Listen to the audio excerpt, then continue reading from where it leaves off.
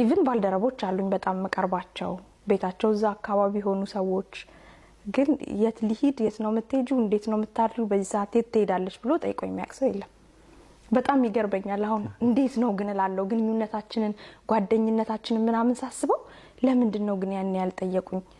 ማለት ከደብረ ዘይት ተመላልሼ እንደምሰራ ያውቃሉ የት ነው ግን የምትሄጂው የት ነው የምታድሪው ለምንድን ነው ግን ያላሉኝ ይላል እንደዛ ምሽታችሁ በጋራ ከሰራችሁ በኋላ ወደ የቤታቸው ሲሄዱ ቻው ቻው ቻው ብለው በትንትን ይላሉ ሁሉም ሰው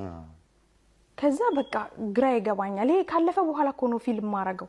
ያለፍኳቸውን እግዚአብሔርን ለማመስገን አንዳንድ ያለፍክበትን ነገር ማየት ጥሩ ነው ላለው እንደውም ማረሰው አንድ ጊዜ አስፍዬ መሸሻ ነፍሱን ይማረውና የሆነ የበዓል ሰዓት ላይ አይ ቲንክ ስተክዝ አይቶኙ ልንወጣ ስንል ብቻ ኩቱዬ መቼስ በዚህ ሰዓት ደብረ ዘይት አይደለም አይደል የምትሄጂው አለኝ ከዛ እና ታዲያ የት ሄዳለሁ አልኩት ከዛ የምርሽ ነው እስቲ መሸሻ ይሙት በይ ምናምን አለኝ ከዛው የምሬን ነው ምናምን ስለው ባክሽ እየፎገርሽ ነው ብሎ ማንንም ሰው አያምንማ በዛ ሰዓት እቺ ልጅ ትሄዳለች ነድታ ምናምን ብሎ አይጠብቁም ይመስለኛል ከዛ በኋላ ሄዶ በሳምንቱ ስንገናኝ በጣም ለካ ውስጡን ከንክሎት ነበር ከዛ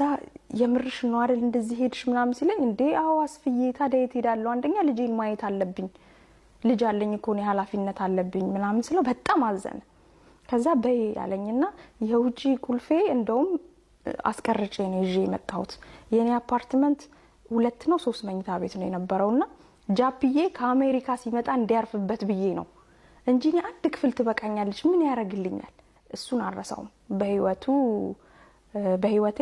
በሩን ከፍቶ በፈለኩ ሰዓት ገብቼ እንዳድር እድሉን የሰጠኝ ሰው ነው እሱን በደንብ አስታውሳለሁ